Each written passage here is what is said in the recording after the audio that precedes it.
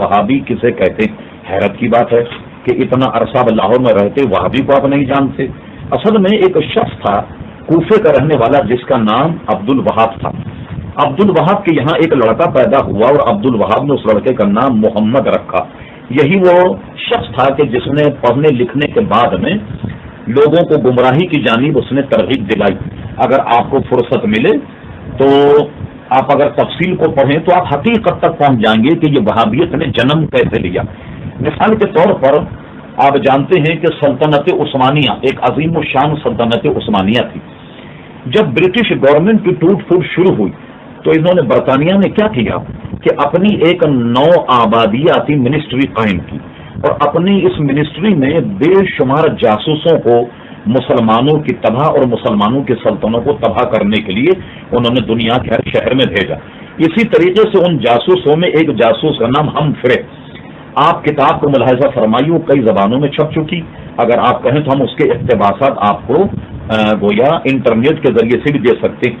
हमफ्रे ने अपने एतराफात में जो जो उसने मजालिम ढाए, मुसलमानों की कैसे जासूसी की, सल्तनत इस्लामिया को कैसे तोड़ा, कैसे उसने अरबी पढ़ी, कैसे उसने इस्तांबुल में रहकर एक शेख से तुर्की जबान सीखी, उसको अगर आप पढ़ें तो उसने बड़ी तफसील से लिखा कि मैं इराक गया और इराक में मेरी मुलाकात मोहम्मद बिन अब्दुल वहाब से हुई। मैंने मोहम्मद बिन अब्दुल वहाब पर यह गुफ्तगू की कि शराब जो है वो हराम नहीं, और मैंने उसको कुरान मजीद और हदीस से ये साबित कर दिया कि शराब हराम नहीं, और उसको मैंने शराब पिलाई। शराब पिलाने के बाद फिर मैंने उसको एक नए जाल में फांसा और मैंने उससे कहा कि ये बताओ कि मुता जायज है या नहीं। मोहम्मद बिन अब्दुल वहाब ने कहा कि मुता तो हराम। फिर वो कहता है हम करे कि मैंने मुता पर मुनाजरा किया और मुनाजरा करने के बाद मोहम्मद बिन अब्दुल वहाब को मुता करने पर मैंने आमादा किया। और इसी तरह नौ आबादियाती मिनिस्ट्री में एक बहुत हसीन जमील एक औरत थी जो हमारे साथ जासूसी काम करती थी, तो मैंने उससे उसकी शादी भी करा दी, तो उसने गोया मुता भी करवाया।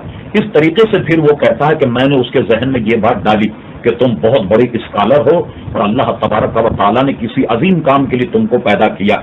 और उसने कहा, मैंने उसको ये झांसा दिया कि तुम ऐसे हो जैसे अमीरुल मोमिनीन हजरत उमर रदी अल्लाह तआला अन्हु हैं। और इस तरीके से गुब्बारे ने हवा भरने के बाद अंग्रेजों ने उसको नस्र की सरजमीन पर लाकर इस्तेमाल किया। उसकी किताब कदीमी भी हमारे पास मौजूद है और आजकल जो छपती है वो भी मौजूद है, जिसका नाम किताबुत तौहीद। किताबुत तौहीद अगर आप मुलाहिजा फरमाएं तो उसने अपनी जमात के अलावा तमाम दुनिया के मुसलमानों को काफिर कहा। यहाँ तक कि वो इतना इंतहा पसंद था कि किसी औरत को जो सुन्नी होती उसको कहता कि तुम वहाबी बन जाओ।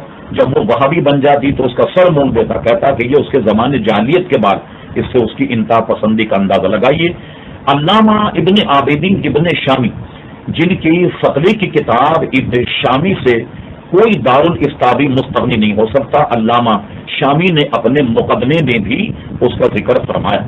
एक मशहूर हदीस है कि नबी करीम सल्लल्लाहु अलैहि वसल्लम माले गनीमत तकसीम फरमा रहे, एक कमबख्त मुनाफिक खड़ा हुआ और उसने ये अपने तई देखा कि मुझे शायद कम माल मिला। वो कहने लगा, ए मोहम्मद सल्लल्लाहु अलैहि वसल्लम अदल कीजिए, अदल कीजिए। हुजूर ने फरमाया, कमबख्त, मैं अगर अदल न करूं तो है कोई दुनिया में अदल करने वाला। हजरत उमर रदी अल्लाह ने उस पर तलवार सूत ली, कहा हुजूर मारो इसकी गर्दन। आपने फरमाया, नहीं, इससे कौम पैदा होगी जो कुरान पढ़ेगी मगर कुरान उसके हलकों के, उनके हलक के नीचे से नहीं उतरेगा।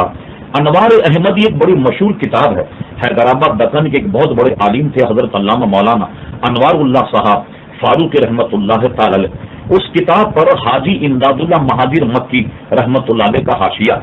दुनिया भर के वहाबी हाजी इमदादुल्लाह महाजिर मक्की को अपना पेशवा, अपना इमाम मानते।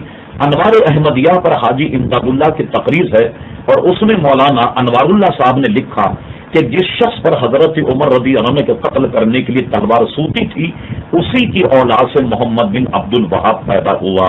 और इसलिए चूंकि वो इब्ने अब्दुल वहाब कहलाता था, लिहाजा उसके मानने वाले को लोग वहाबी कहने लग गए।